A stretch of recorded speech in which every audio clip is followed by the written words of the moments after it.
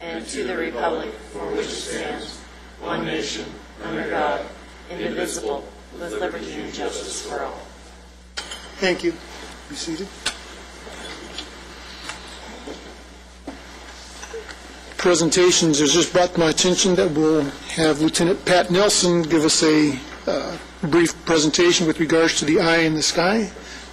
Lieutenant Nelson? Sure.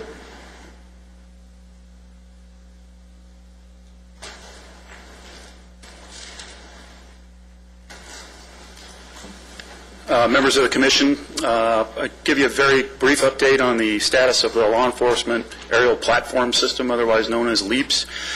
The LEAPS program has been up and running at Lancaster for about 3 weeks now, I believe. It's been a kind of a feeling out series where we're working on some of the bugs that we've had, but it seems to be getting better on a daily basis. We're having some good success with the different uses of the aircraft. The first notable success was about a week and a half ago. We had a couple of surveillance teams from LAPD up searching for a double murder suspect in West Lancaster. Their suspect actually exited his apartment, burned the surveillance, ran back into the location. We were able to use the LEAPS aircraft to coordinate our incoming ground units and to prevent the guy from getting out of the apartment until LAPD could make entry and get him out. So that worked out well. No injuries to anybody, and the suspect was apprehended. That's happened 2 or 3 times since in different degrees of success, but for the most part, the plane has been very successful in allowing us to coordinate our ground units to prevent suspects from leaving an area or getting out of a house or actually getting into a vehicle on more than one occasion. I think our most notable in the last couple of days was a citizen called in a drunk who was passed out in her driveway in a vehicle. By the time the units arrived, the vehicle had left, but with the assistance of the LEAPS aircraft, we were able to locate the suspect vehicle a couple of blocks over, where the driver had again passed out, and he was arrested prior, to waking up and injuring somebody. So we've had some good success with it, and I anticipate that we'll continue to do so. One of the things that we are trying to do now is to make sure we have some consistency. We're having the same personnel assigned to work the aircraft, and we're logging any of the actual physical uses that we've had for it since it's been up. With that, I can answer any questions, hopefully. Okay, very good. Brett, I was remiss and jumped over roll call. If you want to go ahead and do that, please. Okay. Commission members Brown. Present. Shillette. Present.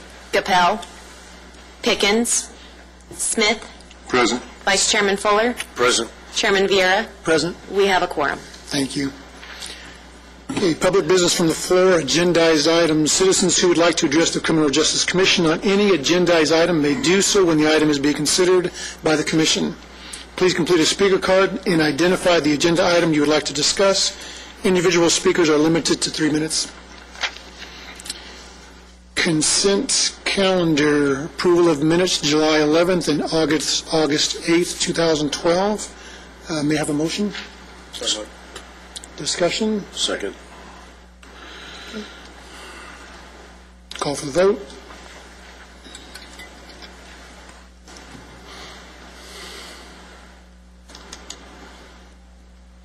Thank you.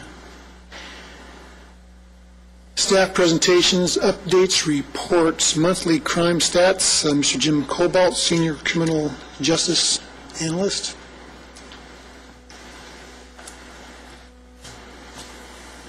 Thank you, Chairman Vieira. This measurement period goes from August the 5th to September 1st, 2012.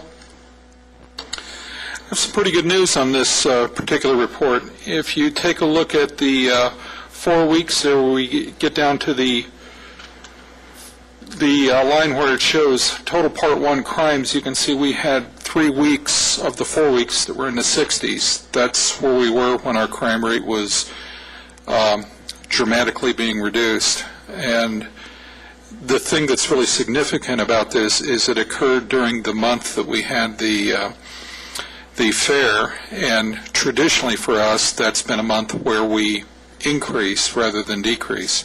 So it's really kind of a double play, if you will. In a month where we normally increase, we decreased, and the numbers are where we really want them to be. You can see on here, and of course this information is posted on the city website, so anybody who wants to gain access to it and look at the numbers individually is welcome to do that. You can see how the arrest chart across, they kind of peaked out at the in week 32 and then kind of trailed down after that. And then we've got the individual report numbers issued at the bottom. The good news gets reflected also in this, the weekly average and median that we produce. In the August report, we were at a weekly average of 80.5 Part 1 crimes per week, with a weekly median of 82. This month, during this reporting period, we dropped down to 69.5 as an average, with a median of 64. The most active reporting districts for the Part 1 crimes were 1135 with 33 Part 1s, 1121 with 28, 1127 with 26, 1126 with 24, and 1137 with 22. Just to give you an idea of where those chart out on the map.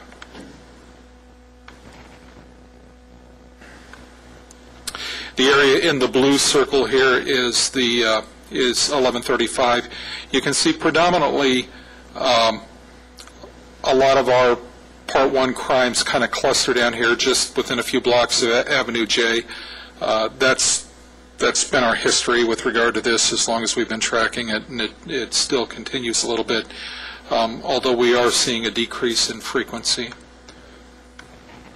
1121 was the second district, or the second reporting district, and that reporting district runs basically from Avenue H down to Avenue I, from 10th Street West over to Sierra Highway. Correction, 20th Street West over to Sierra Highway. You can see the highest clustering of Part 1 crimes is down near the Sierra Highway and Avenue I.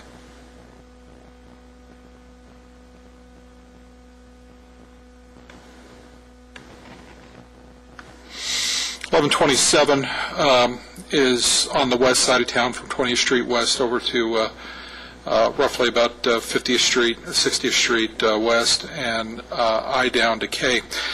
And they primarily cluster along, or the Part 1s in this particular area primarily cluster along Valley Central Way.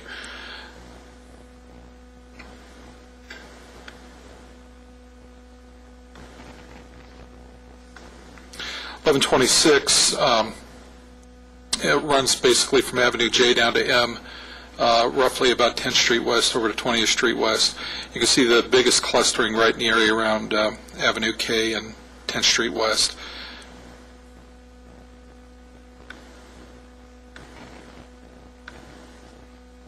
And this is 1137, roughly Challenger Way over to 40th Street East, and from J down to L.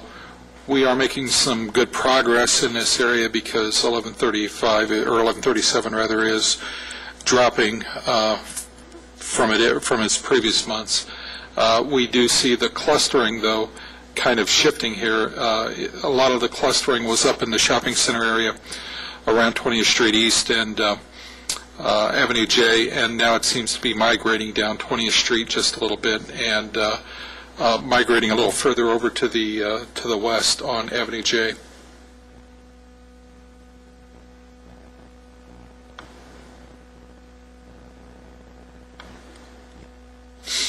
For residence burglaries, 1122, 1133, and 1137 were the most active, with 7 each. 1121, 1125 with 6, and 1123 and 1126 with 5.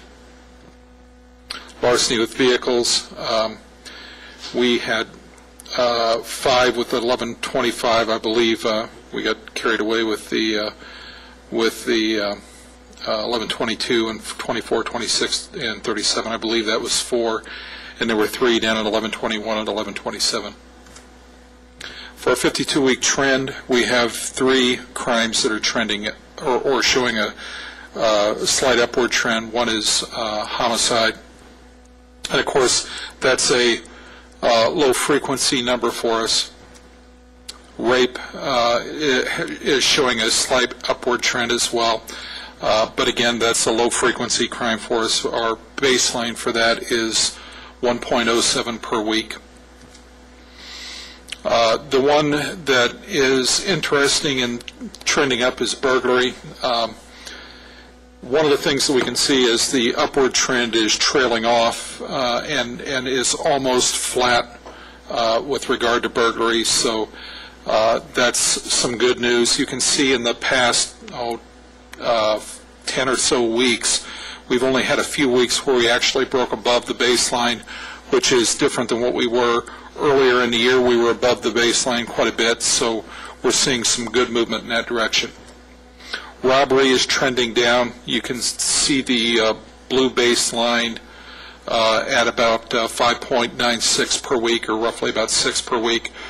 We are staying below the baseline for several weeks. You can see earlier in the year where we were trending well above the baseline several times. Assault is also trending down. There's only been 1 week in about the last 5 to 6 months that we broke above the baseline. The rest of it, you can see some of these in previous months or previous meetings. You've heard me say we're not seeing an increase week to week with the upper end of the range. It's the lower end of the range is going up, where we used to drop down, like particularly in this crime category, we used to drop down to like 4 assaults per week. If you look at the beginning part of the year, or the beginning part of the 52 weeks, we had lost that dip down on the weeks that we had lower numbers. You can see those beginning to come back to us now in the second half of the 52 weeks. Larceny has been pretty consistent across the board, but we are still showing a downward trend in that. We have three weeks in about the last 15 that peaked above the baseline, which is about 40.5 larcenies per week. Grand theft auto also shows a nice downward trend, and we haven't had within the last 10 to 12 weeks a single week where we actually broke above the baseline, so that's good news as well.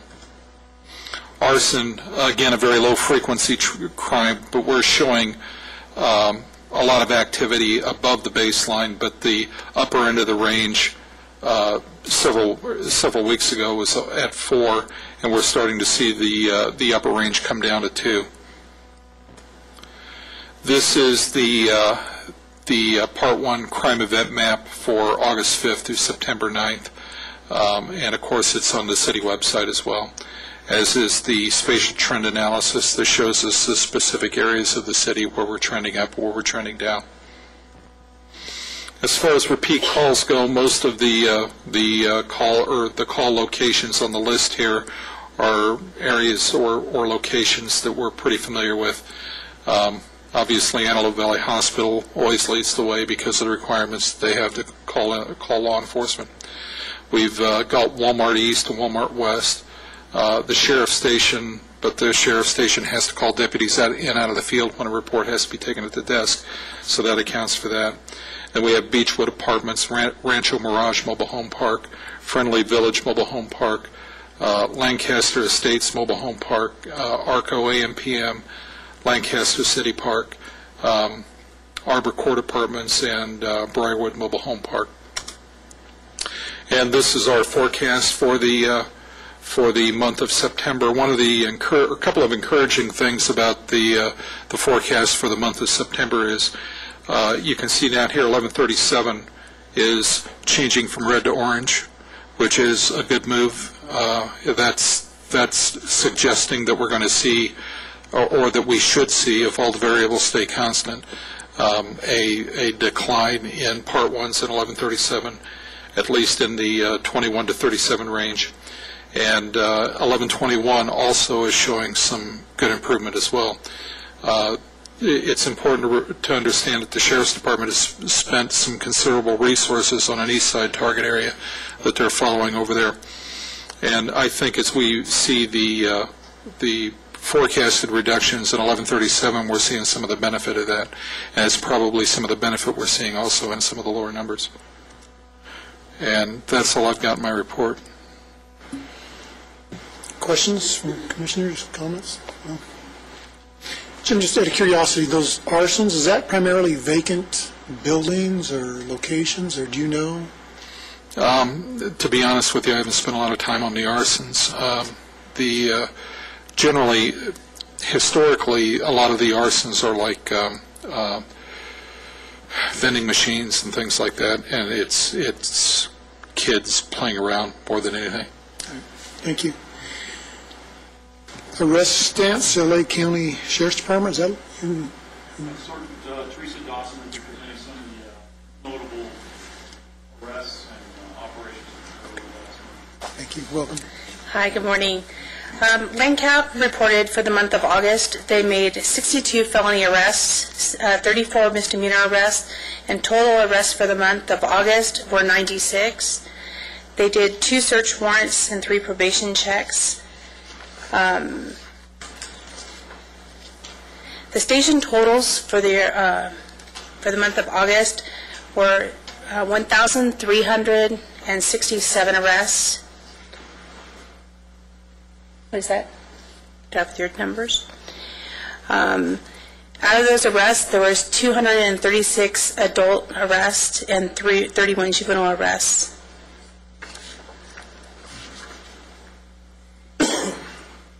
The top corps, they reported that they had 11 suspects arrested for Part 1 crimes, 70 for Part 2. They served a warrant and they arrested 10 parolees. Total for the month was 120 arrests. A2 Crazy, they started off with 3 to 4 members. They're the tagging crew that's been going through Lancaster and Palmdale. Originally, that tagging crew started with 3 to 4 members. But if you notice that there's been an increased number of tagging incidents that have happened over the last few months, we don't believe that any of those original crew members are responsible for the tagging. But since their popularity, we think that they have got a following now, and they've been responsible for the incidences thereof. We think there's probably 20-plus members now that have kind of taken up the following of A2K and have been responsible for 41 incidences in June, 18 in July, and 27 in August. The hit-up crew, which is THUK, they originally had 6 to 8 members. Now there's 30-plus active vandalism, current active members. In June, they were responsible for 241 incidences, in July 47, and in August 12. And again, the original members, now we're finding, are not responsible for a lot of these incidences. As they've started to lay low, the following have taken up their cause and has been responsible for the numbers of tagging. Let's see. The core team is continuing to do the probation checks on these taggers. We're following up and making sure that they're not continuing to do their activity, but however, it's getting more increasingly difficult because as these guys were not part of the original crew, it's getting more and more difficult to identify them because they're copycats.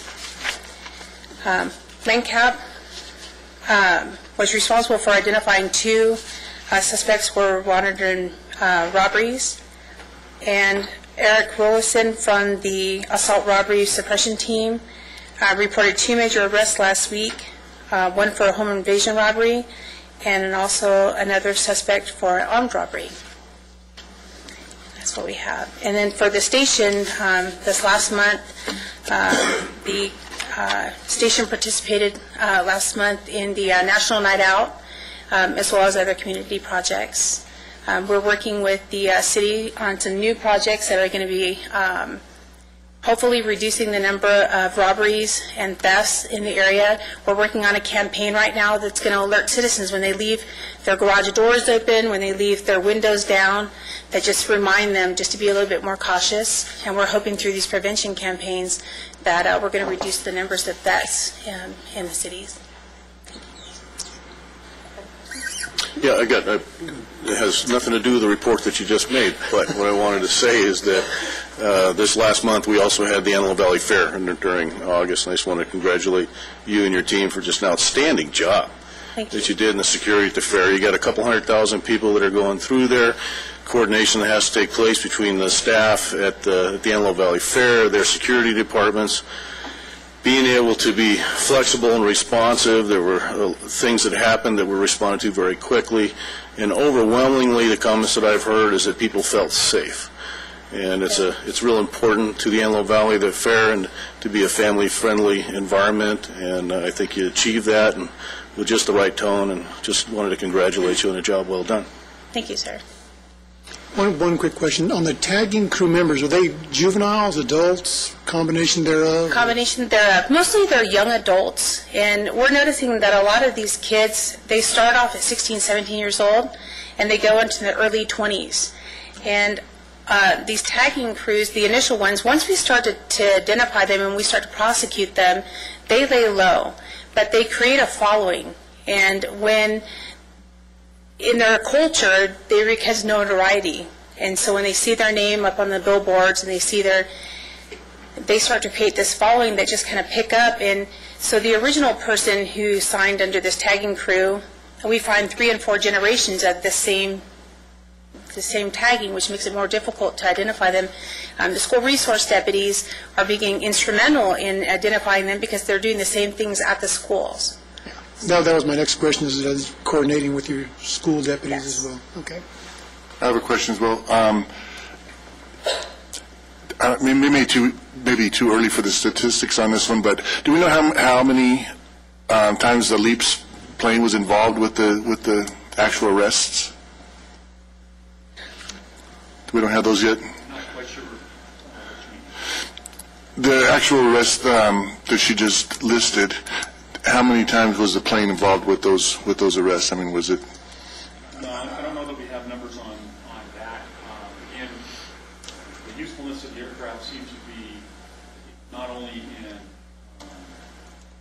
being able to direct ground units to an area, for instance, to seal it off, but I'm not sure how we would quantify. Well, I'm just saying that would to me that would answer my question. They were involved with the. Couldn't give you a definitive number. Okay. But any time that there's an emergent call or a call that would be appropriate for the use of the aircraft and it's up, we're directing it to the area for that purpose. Okay. So any time that we're in a position we can lend some assistance to the ground units, we do so. Thank you. Thank you. Thank you. Go ahead, I'm sorry. And also,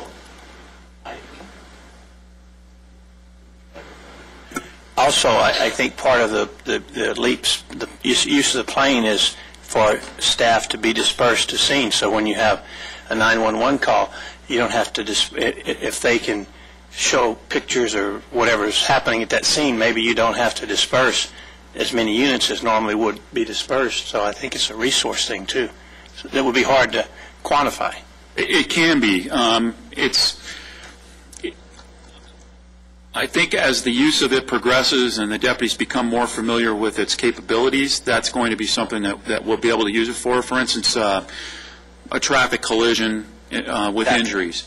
We may be able to tell long before a unit actually arrives that additional resources are going to be needed because it's a much more serious accident than perhaps we had. That was my point. And of course, the reverse may also be true, where we can see that it doesn't require the response of 4 or 5 units because we've got an overhead view with the watch deputy before the units actually arrive. So, yeah, I think in that case it will be something that's going to help us better use our resources.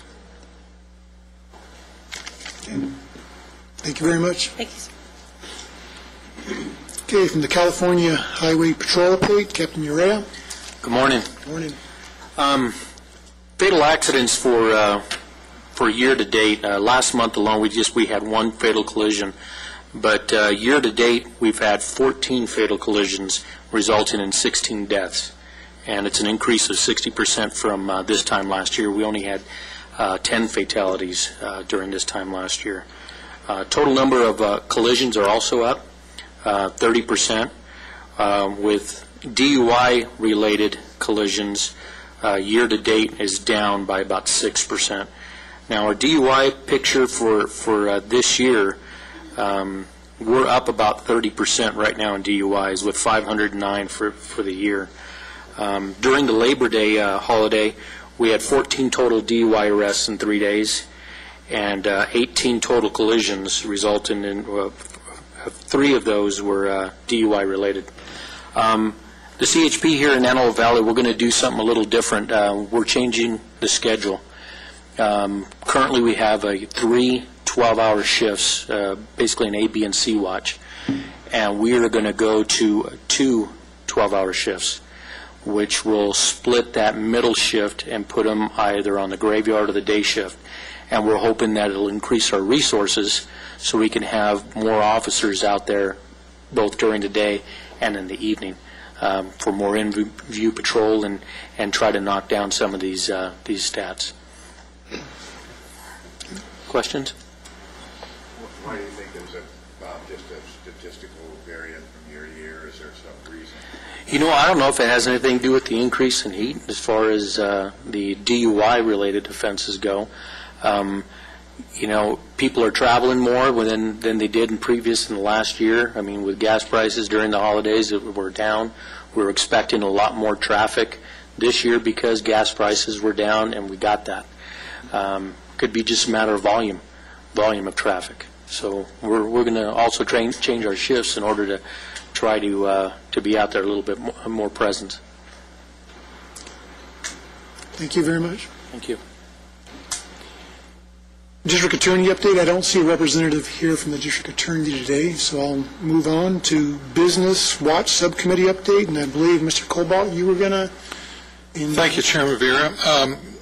Lee wanted me to just run through some of the things we're doing in public safety right now. And so I thought what we would do is introduce a few of the folks working in public safety and give you a little overview of what they're working on right now. First one we'd like to have come in and talk to us about Neighborhood Watch is Amy Vasquez. Good morning, I'm Amy Vasquez.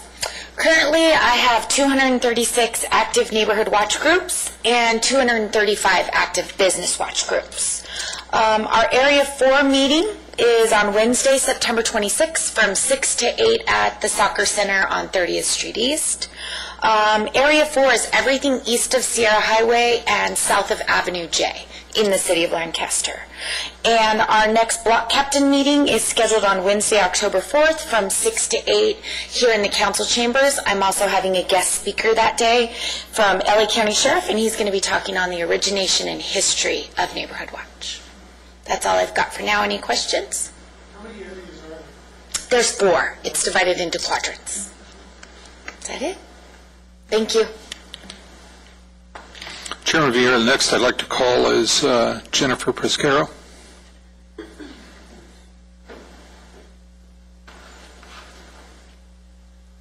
Hello and good morning. I work up in public safety, Jennifer Pescaro, and I help coordinate a lot of the events. We had National Night Out in August, and it was a grueling 3-month process to plan the event, but it turned out amazing. It was very warm during the first couple of hours of the event, but once the breeze picked up and the sun started to go down, we had an amazing turnout. So the fire department, the sheriff's department, highway patrol, pretty much any agency, nonprofit or otherwise that touches public safety was there. So let's see. Upcoming events, we have the Streets of Lancaster Grand Prix, which will be this weekend, Friday, Saturday, and Sunday. Obviously, the racing is the main event that everybody comes out for, but it's being supplemented with arts, crafts, food vendors, and a car show. And then we have Bark at the Park, which is October 6th and 7th. This year's the first year that we're actually doing Sunday as well. That's going to be held at Lancaster City Park from 10 a.m. to 5 p.m. both days. And Antelope Valley High School is having a centennial parade on October 12th. This is not on the calendar as of yet. We're still working on the application process. I did provide a couple of flyers with some very basic information. So that will be held on the boulevard. We're going to be going from Gadsden all the way down to Antelope Valley High School. And the band, they're going to have a whole full parade. And their homecoming game is starting at 7 p.m., followed by Celebrate America, which will be held on October 13th from 5 p.m. to 10 p.m., also on the boulevard from Genoa to Cedar. And we'll be celebrating What's Right with America, doing a tribute for 9/11, some big band entertainment, a vintage car show, and then fireworks at the end of the night. Paving the Way Foundation, which is also part of our Weed and Seed program here with the city, is hosting a casino night theme fundraiser. Again, I provided some information for you on that, just a very basic save the date. But the funds will be going not only to Paving the Way Foundation, but also to the El Dorado Neighborhood Project that we currently have going on.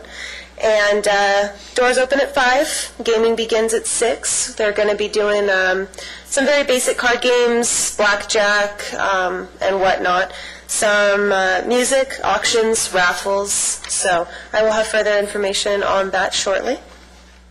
The Boulevard event, which is October 27th, will be on the Boulevard from Beach to Fern. We provide safe trick-or-treating from 5 to 7 with all of the local businesses so the kids can come out and have someplace safe to go. We're going to be doing a tribute to Michael Jackson's Thriller. The Fright Night Singers on the Main Street stage will be out as well. And then costume contests, dance company, pumpkin carving, all of the wonderful stuff that goes along with Halloween. And then to wrap up the year and the holiday season, on December 8th, we will be doing a Magical Boulevard Christmas with crafts and entertainment, a farmer's market, all kinds of lights and wreaths. There will also be a donation for the LA County Fire Department with their toy drive, which is Spark of Love. And, of course, Santa will be there. So we hope that you can join us for all of the above and come out and close out your year the right way. Okay. Comments or questions? I just got to say congratulations on what the city does during these times, for the remainder of this year. But the financial circumstances, the way that they are, is commendable. So, great job. Thank you, sir. Chairman Beer, I'd like to also call up Anne Marie Mercer.